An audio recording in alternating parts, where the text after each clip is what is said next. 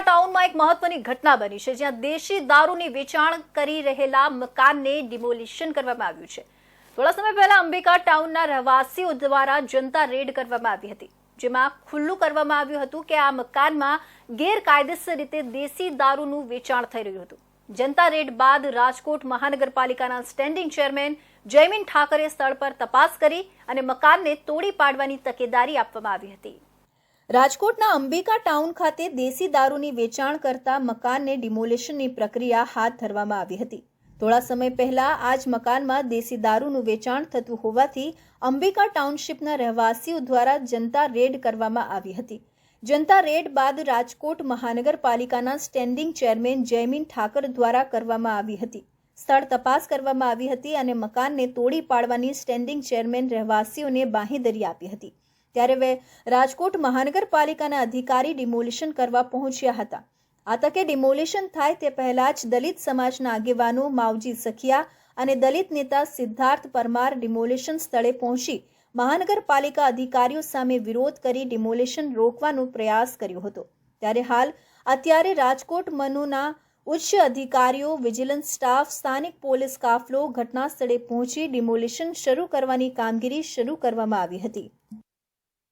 પેલા 260 ની નોટિસ તમે આપી છે, તો રાજકોટમાં 260 ની નોટિસ આપી કેટલા ડિમોલેશન અત્યાર સુધી કર્યા એની પણ માહિતી માંગવાના હોય। 196 આ જે જગ્યા રહી એ અમારી જમીન હતી।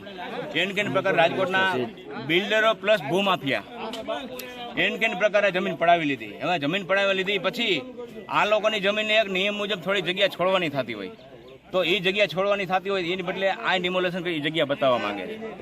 બીજું જે 197 માં આવે છે, આ લોકો છેલ્લા 30 વર્ષથી રહે છે। 5 જણાનો 4 જણાનો દસ્તાવેજ છે, 30 વર્ષથી રહે છે। અગાઉ આ લોકો ઓફર પણ કરી ગયા કે ભાઈ તમે પૈસા બોલો, તો પૈસાથી આ લોકો 9 મહિના એન પ્રકારે આ જે બિલ્ડરો છે એ બિલ્ડરોને કોર્પોરેશન અધિકારીને પૈસા આપી દીધા।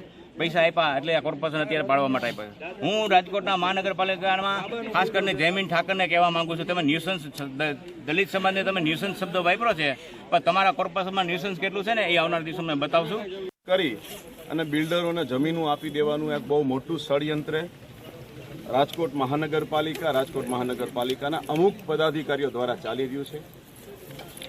હું માનું છું કે માની લો કે આ ટીપીનો રોડ નીકળતો હોય તો તમે ખાલી કરાવો, તો એને સામે જમીન આપો।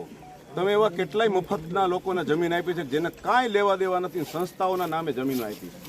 તમે ગુણુભાઈ ડેલાવાળાના આખું તમે કેટલી બિલ્ડિંગો આપી દીધી કોર્પોરેશનની। હું એનો વિરોધ નથી કરતો, પણ તમે જો એ લોકોને આપી શકતા હો તો ગરીબ માણસોને શું કામ નહીં?